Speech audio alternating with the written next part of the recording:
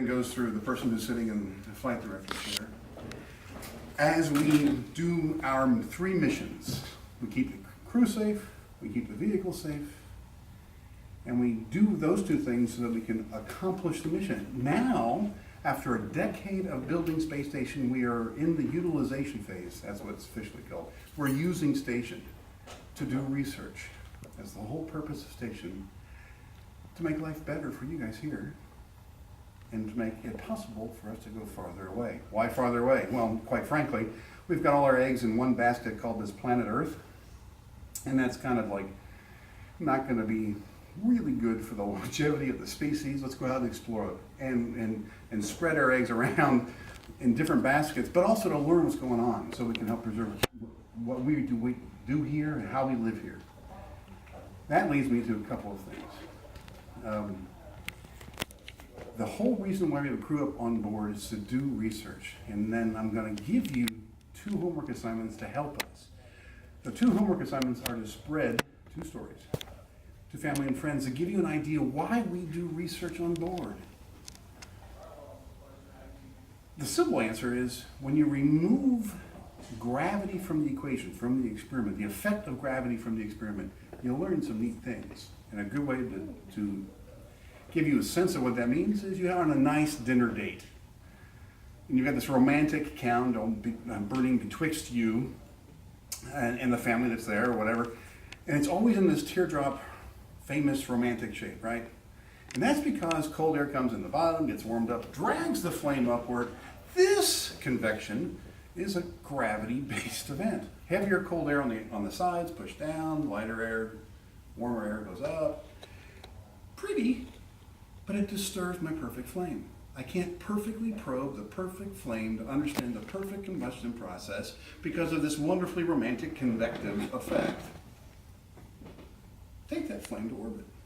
There is no up and down. You see us floating and doing somersault, there is no up and down. So the hot air gets confused and doesn't know where to go. So the flame burns as a perfect sphere. Now I've got perfect symmetry, undisturbed by a gravity event called convection.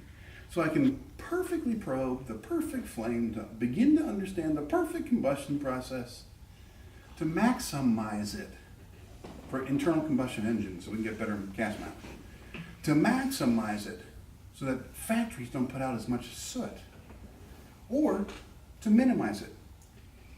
That is to say, maximize the extinction process for things like fire retardant clothing. So you take it to orbit, remove gravity's effect. You learn some stuff. Second example, we all want to beat cancer. We do cancer research on the ground, we do. But the cancer colonies grow to a size where their weight will deform their structure. Weight is a gravity-based event. Take that colony to orbit, and now you can grow the colonies as large as you want because weight ain't a factor anymore. This is a good thing. A couple of years ago, we brought up this resupply vehicle, and it was carrying a very special protein. Protein is another thing. Protein crystals we can grow on the ground, but they can only grow them so large.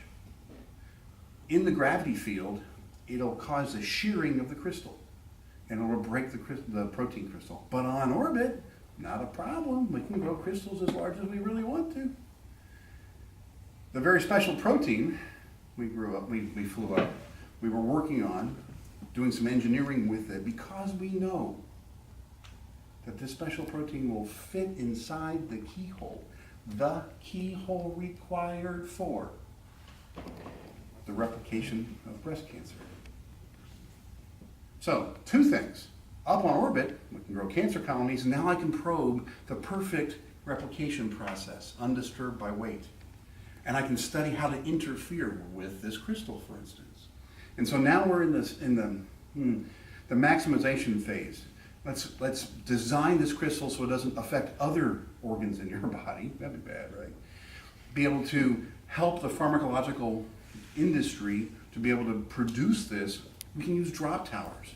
You know, a 60-foot drop tower gives you a weightless fall for a millisecond or whatever.